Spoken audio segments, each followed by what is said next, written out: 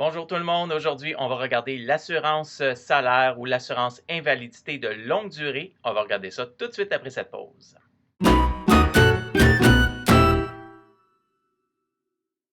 Aujourd'hui, on discute de l'assurance invalidité de longue durée ou assurance salaire.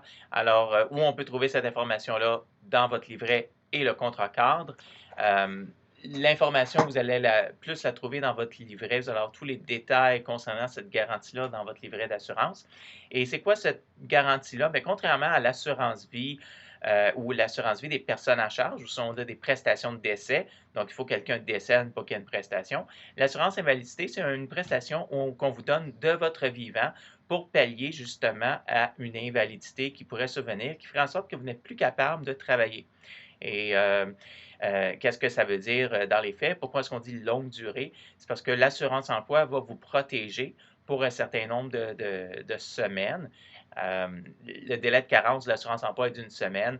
Il y a environ 16 semaines de prestations. Le total du délai de carence avant les modifications de l'assurance emploi était de 17 semaines. Maintenant, c'est de 16 semaines. Donc, un certain laps de temps où vous êtes couvert. Donc, 15 semaines de prestation puis une semaine de période d'attente avec l'assurance emploi. Qu'est-ce que vous faites quand vous arrivez au-delà de ces 16 semaines-là? Bien, il n'y a plus d'argent qui rentre du gouvernement.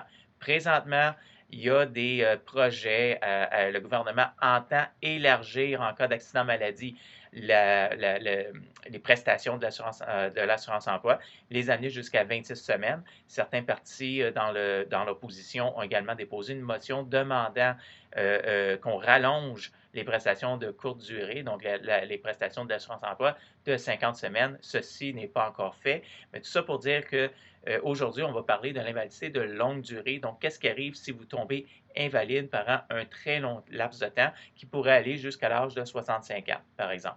Alors, ça, c'est ce qu'on appelle l'invalidité de longue durée. Alors, quelles sont les composantes de l'invalidité de longue durée que vous devez savoir? Bien entendu, le montant qui va être assurable, c'est votre salaire. Donc, c'est important de vous assurer que votre salaire est bien à jour dans les livres de votre employeur et de votre assureur. Donc, vous assurez que vous avez bien le montant de protection qui correspond à votre salaire. Et chose, comme un peu comme l'assurance vie, vous allez avoir des montants avec des maximums sans preuve et des montants maximum avec preuve. Maximum sans preuve, comme je l'ai mentionné dans les autres garanties, vous n'avez pas besoin de fournir de preuves médicales pour être couvert. Vous êtes automatiquement couvert du fait que vous êtes activement au travail, donc vous êtes considéré être en bonne santé et donc vous êtes couvert pour l'assurance. Pour avoir le montant avec preuve, vous devez fournir des preuves et généralement, c'est le montant maximum d'assurance. Le montant, ça ne sera pas comme une assurance vie où c'est le montant de votre salaire annuel. Vous pouvez avoir des maximums de 2 000 3 000 2 500 mensuellement. Donc, c'est un montant mensuel de protection que vous avez et vous allez avoir cette information-là dans le tableau des garanties dans votre livret et également dans la section de l'assurance qui va traiter de l'assurance invalidité de longue durée. Alors ça, c'est ce qu'on appelle les maximums avec preuve et sans preuve. Chose intéressante, c'est que généralement, votre assurance invalidité va, dans le plupart des régimes, se terminer à l'âge de 65 ans. Donc, vous êtes couvert jusqu'à l'âge de 65 ans. Pourquoi 65? Parce que c'est simplement l'âge de la retraite. Et donc, on prend pour acquis que vous êtes à la retraite et que les régimes gouvernementaux vont entrer en jeu à cette date-là. Donc, à votre 65e anniversaire, il n'y aurait plus de prestations. Donc, ça va vous couvrir entre le moment où vous tombez invalide et vous n'êtes plus capable de travailler. Et si vous êtes vraiment mal en point, vous allez avoir une rente pour pallier une partie de votre gagne-pain jusqu'à l'âge de 65 ans. Donc, ça, c'est pour la prestation qui est donnée en assurance invalidité. Un autre facteur un peu différent, une chose importante qu'il faut mentionner avec l'invalidité de longue durée, c'est que la prestation que vous allez avoir, il y a deux types de prestations, la prestation imposable et la prestation non imposable. Alors, qu'est-ce que ça veut dire prestation imposable? Ça veut dire que, mettons qu'on vous donne 8 000 par mois de prestation. Donc, c'est peu importe votre salaire, probablement beaucoup plus élevé que ça, et vous recevez 8 000 de prestations, bien, vous payez de l'impôt là-dessus si vous êtes imposable, comme si l'employeur vous avait donné 8 000 de salaire. Donc, ça, c'est la prestation qui est imposable. La prestation non imposable, bien, vous ne payez pas d'impôt. On vous donne 8 000 et c'est net d'impôt, vous n'avez pas à payer de l'impôt dessus. Alors, c'est quoi la différence? Pourquoi est-ce qu'il y a des régimes imposables et non imposables? Bien, ça dépend, c'est qui va payer la prime d'assurance. Donc, si vous, en tant qu'employé, vous payez 100 de la prime d'assurance invalidité, bien, votre prestation sera non imposable. Si votre employeur paye pour la prestation d'invalidité, pour la prime d'invalidité, eh bien, dans ce cas-là, la prestation devient imposable. Donc, c'est la grande différence. Et il y a des complexités aussi qui s'ajoutent. Si l'employé paye une portion de la prime et l'employeur paye l'autre portion de la prime, vous pouvez, bon, des complexités qui se rajoutent. Le but de la vidéo, je dis, c'est pas de faire un cours sur l'assurance invalidité. On pourrait vraiment parler pendant des heures de ce sujet-là, juste avec les définitions, vous verrez que ça peut varier beaucoup. Parlant des définitions, qu'est-ce qu'on définit par un salaire? Parce qu'on a parlé, bon, du montant qui était couvert, on a parlé si la prestation est imposable, non imposable, mais qu'est-ce qu'on veut dire par la définition de votre salaire à vous? Généralement, on va regarder le salaire que vous avez, moins excluant, bon, les bonnies, des commissions. Donc, il faut faire attention avec la définition du salaire pour s'assurer que si vous travaillez, bon, vous pensez que vous allez avoir un montant de prestation équivalent aux bonnies que vous recevez. Si ce n'est pas inclus dans la définition, bien, ça ne sera pas inclus dans votre définition de salaire. Donc, ça, c'est au niveau de ce qu'on définit comme étant le salaire. Maintenant, au niveau de la prestation elle-même, il faut faire une distinction entre votre salaire brut, donc avant les impôts, et le salaire net après les impôts. Et ça, c'est une autre distinction aussi parce que dans les formules de calcul, pour calculer votre rente d'invalidité, on va prendre pour acquis que vous ne pouvez pas recevoir plus que 80 ou 85 de votre prestation, que votre salaire net au travail. OK? Et l'idée derrière ça, c'est pour pas qu'une personne qui soit invalide gagne plus d'argent en étant invalide qu'en étant activement au travail. Donc, c'est le principe, une des raisons pour laquelle on a le 85 du net. Pourquoi c'est important de savoir ça? C'est que si vous avez une prestation d'assurance invalidité qui est non imposable et que le montant d'assurance est calculé bon, sur votre salaire, eh bien, on va avoir une formule qu'on dit une formule à palier. Et le but de cette formule-là, qui a l'air complexe, donc 66 et 2 tiers du premier 2500, etc. Donc, il y a 3-4 niveaux de paliers pour calculer votre montant de prestation. Pourquoi c'est compliqué comme ça? Simplement pour éviter que vous ayez à payer une prime plus élevée pour un montant d'assurance plus élevé que vous ne recevriez pour de vrai parce qu'il y a un maximum de 85 au niveau du net. Donc, c'est un peu compliqué comme ça à expliquer rapidement, mais c'est simplement pour le mentionner. Je pourrais en faire une vidéo là-dessus également pour expliquer ce concept-là. Ensuite, définition du salaire. On a défini définition de l'invalidité elle-même. Il faut faire attention avec ça. C'est qu'on a parlé de la définition du salaire, on a parlé, bon, de 85 net. Maintenant, vous, en tant que travailleur, qu'est-ce qu'on assure? C'est votre revenu, donc ce revenu-là, mais également, qu'est-ce que vous pouvez faire et ne pas faire? Donc, il y a des rentes d'État, comme la Régie des rentes, mon Retraite Québec maintenant, qui offre une prestation en cas d'invalidité, mais c'est vraiment une définition qui est très, très, très restreinte. Il faut vraiment être invalide au cube pour pouvoir recevoir une prestation selon ce régime-là, parce que le but de ça, c'est ouvrir une couverture de base pour tout le monde. Donc, c'est sûr que ça ne couvrira pas bon, votre profession. OK? Mais des définitions d'invalidité qui peuvent couvrir votre emploi et des définitions qui peuvent couvrir votre profession et tout ça. Donc, il faut regarder aussi la définition et la définition de votre de ce qu'on va définir comme étant une invalidité peut également varier dans le temps. Ça peut être votre emploi, votre occupation pour les 2 premiers mois de l'invalidité et après ça, toute occupation par la suite jusqu'à l'âge de 65 ans.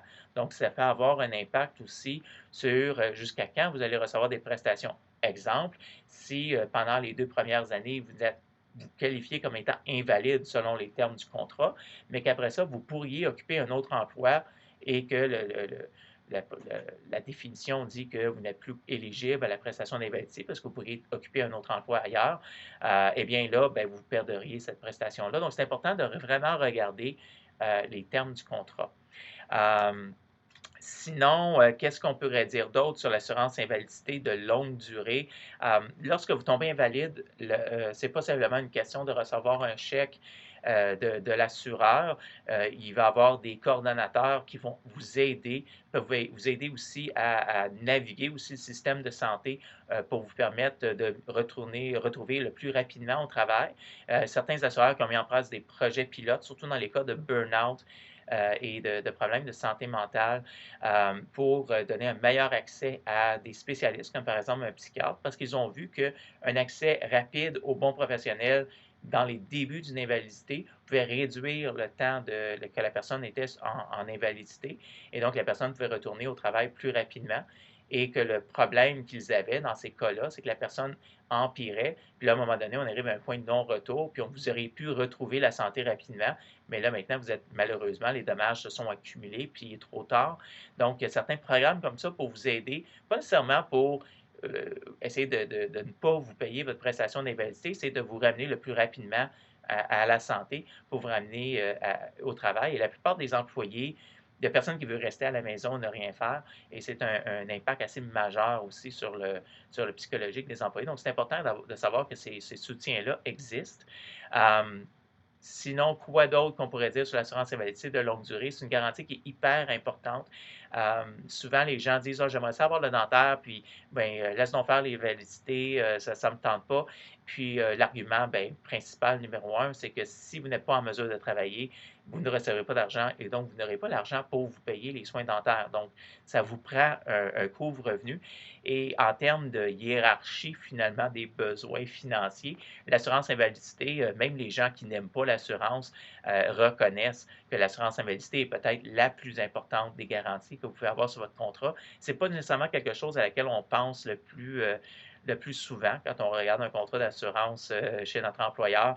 On va se dire, ben, finalement, je ne tomberai jamais malade, je ne serai jamais invalide, mais le jour où ça arrive, on est assez heureux de l'avoir. Il y a d'autres choses aussi qui peuvent se rajouter, comme je vous dis, la section de l'assurance invalidité de longue durée va être l'une des sections les plus volumineuses dans votre livret parce qu'il y a toutes sortes d'exclusions. Par exemple, au niveau des conditions préexistantes. Si vous aviez, dans les 12 premiers mois de votre contrat d'assurance, vous travaillez chez un nouvel employeur, vous avez nouvellement assuré chez cet employeur-là, s'il arrive quelque chose dans les 12 premiers mois qui était relié à quelque chose qui s'est passé avant que vous embarquiez sur le contrat, ça pourrait être exclu. Sinon, il y a les exclusions normales, donc si vous vous blessez, vous tombez invalide comme étant un crime ou dans une zone de guerre, etc. Donc, les types d'exclusions standards qu'on peut retrouver, mais il peut aussi avoir des surprises aussi. Alors, c'est toujours bon de regarder votre livret et de bien comprendre vos prestations d'invalidité, surtout les conditions qui feront en sorte qu'on vous paye ou qu'on ne vous paye pas votre prestation. Sinon, c'est à peu près tout ce qu'on peut trouver. Là, vous allez le retrouver dans votre livret. Vous avez aussi les versements eux-mêmes, comment on va effectuer les versements. L'exonération des primes, ça aussi, c'est un autre point assez intéressant au niveau de l'invalidité de longue durée. C'est que si vous tombez invalide, bien entendu, on ne vous demandera pas de payer pour vos primes d'assurance invalidité pendant qu'on vous verse une prestation d'assurance invalidité. Donc, vous allez être exonéré de payer ces primes-là. Donc, il y a une économie qui est là. Chose intéressante à savoir, si vous êtes en assurance invalidité, donc vous ne travaillez plus chez votre employeur, vous êtes encore éligible à l'assurance médicaments de votre employeur et vous devez parfois vous assurer que les primes soient payées pour pouvoir continuer parce qu'on s'entend, si vous êtes invalide, vous allez probablement consommer des médicaments, donc vous allez avoir besoin de cette prestation-là. Et c'est essentiellement ce que j'avais à dire. Regardez votre livret. Le meilleur moyen de bien comprendre votre assurance invalidité. Comme ça, on pourrait en parler des heures, parler des types de définitions d'invalidité qui existent, de l'ajustement pour les coûts de la vie, parce qu'il pourrait avoir également là, cet ajout-là sur votre assurance. On vous promet une rente X, mais on va l'ajuster en fonction du coût de la vie. Mais j'assurez-vous que le contrat aussi, est-ce qu'on l'ajuste en fonction du montant avant les déductions fiscales ou après les déductions fiscales, donc au brut ou au net, comment est-ce qu'on fait cet ajustement-là? Ça peut avoir un impact significatif sur vos rentes. Donc, il y a toutes ces choses-là qu'il faut vérifier. En cas de doute, consultez votre courtier d'assurance ou votre employeur, posez des questions. Et c'est ça, c'est essentiellement ce que j'avais à dire sur l'assurance invalidité. Dernière chose, dans les autres types de garanties, j'ai parlé de notion de terminaison des garanties. Donc, quand vous n'êtes plus éligible du tout à cette prestation-là, Bien entendu, en assurance invalidité, vu que vous êtes éligible, votre prestation va vous couvrir jusqu'à l'âge de 65 ans, mais qu'il y a un délai de carence de 120 jours, par exemple, bien, on va arrêter de prélever la prime de votre assurance invalidité à l'année de votre 65e anniversaire, moins le délai de carence. Délai de carence, juste pour retourner au début de la vidéo, c'est simplement la période où vous êtes couvert par l'assurance emploi. Donc, si vous avez une période de 17 semaines pour l'assurance emploi, donc 15 semaines de prestation, puis une semaine ou deux de trou, là, dépendamment de la structure de votre régime, ben, vous pouvez attendre cette période-là. Ben, dans ce cas-ci, votre protection pour l'assurance invalidité, bien, si vous tombez à 65 ans, une année, puis 120 jours avant, on va cesser d'être éligible parce que de toute façon, vous ne collecterez jamais votre assurance invalidité parce qu'il y a un délai de carence. Donc, c'est un peu le dernier détail que j'avais à apporter là-dessus. Si vous avez des questions, des commentaires sur l'assurance invalidité, laissez-les en bas. Il va y avoir d'autres vidéos. La prochaine vidéo, on va parler de l'assurance invalidité de courte durée et des choses intéressantes que vous pouvez également faire avec ça au niveau de vos taux d'assurance emploi. On va regarder ça dans la prochaine vidéo.